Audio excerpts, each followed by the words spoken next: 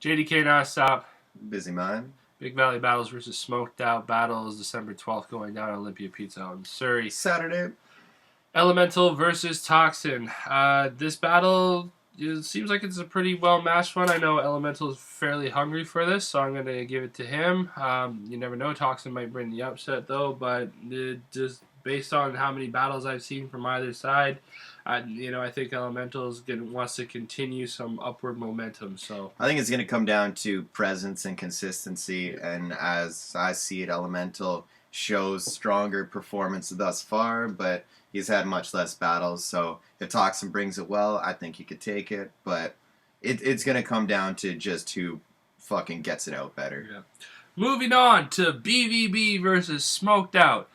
Young Guage versus ALA, and we already know ALA removed himself from the battle anyway, so who will step in and actually do this Either battle? way, it's a better battle.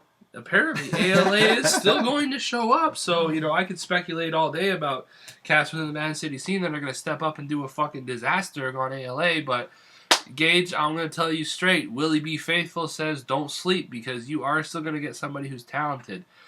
Probably somebody Willie would say you wouldn't be deserving of anyway. Anyway, moving on. Kid Savage versus JB Styles. This is going to be a very, well, in terms of height, it's going to be very well matched. But I think Kid Savage is actually going to take this. Not even any bias. Shout out to JB. I know you do your thing and shit. You did have that 1L against Chris Waters, though. But, again, Kid has shown his momentum. People can clown on the fact that his first two battles were against Guck and also Dottie Cross, but when you guys watch his battle against Kronic Walters, it drops on Boxing Day, December 26th. You've already watched also his battle against Guage in the War in the Loop SmokedOut battle, so he's continuing to rise from where he started in BVB2, and it's dope to see that he's actually going down to Surrey now to compete in this event. Yeah, he continually improves, and he's really fucking consistent. Like, out of any of our battlers, he's one of the most consistent.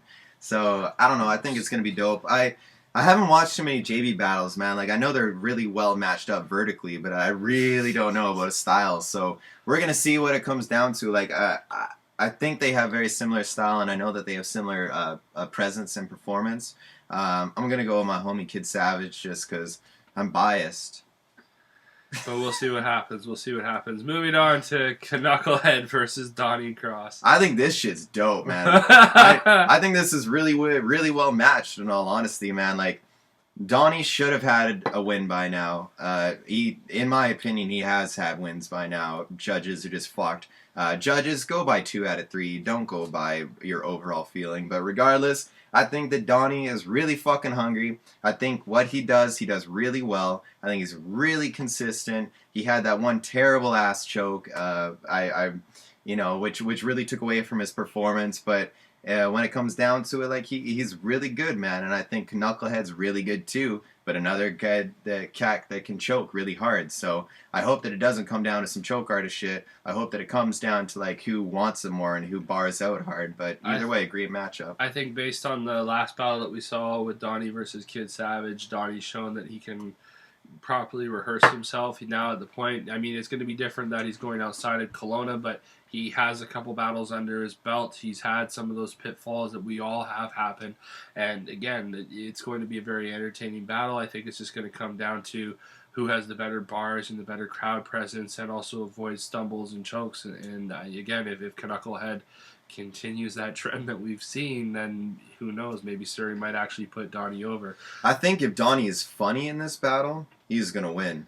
You know what I mean? I think he had too much of that aggression shit in his last few battles that's really not taking him anywhere. And Surrey really responds well to the humor. So I hope he's funny. I hope he's consistent. Bars, wrestling bars, and toke bars. Moving on to Kronic Walters versus Rocky Nelson. This battle going to be hype. That last battle, I think Donnie's taken. Oh yeah, that last. Sorry, shout outs to Canucklehead. But I'm gonna give it to Donnie too. He's got to go over someday, and it's gonna be against you. You deserve a win.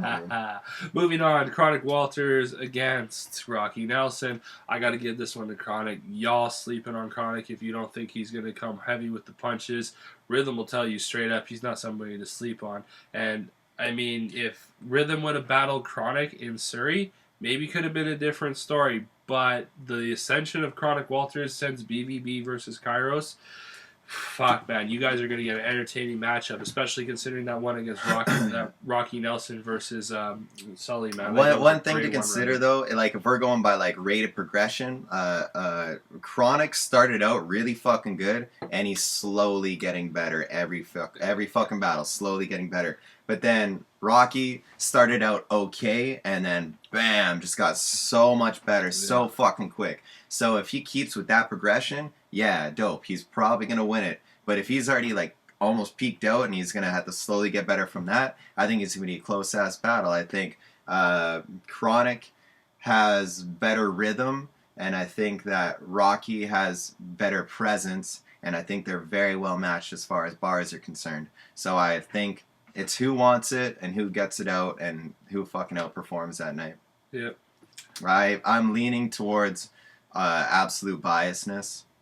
But no, seriously, shout outs to those 4 battles that are getting set up in Surrey. And again, I'm stoked on that. We will see you again later in the summer in Kelowna for the second installment. Now, moving into the GP matches, DP versus Deveous. Again, to my knowledge, DP is undefeated in the pizza shop, and Deveous is the fucking failing upwards underdog. Like, my God, nobody thought he was going to get past Gingerbread Man. I didn't think he was going to get past Jobs, and now he's facing DP, the mercenary.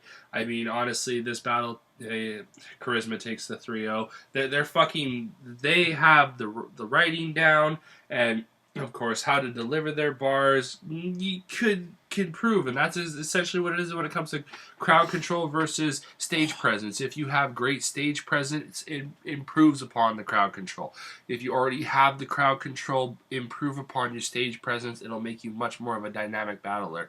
I know a lot of cats will be like, JDK trying to give me tips on being a battler. He's only one in fucking... But the fact is, fuck you.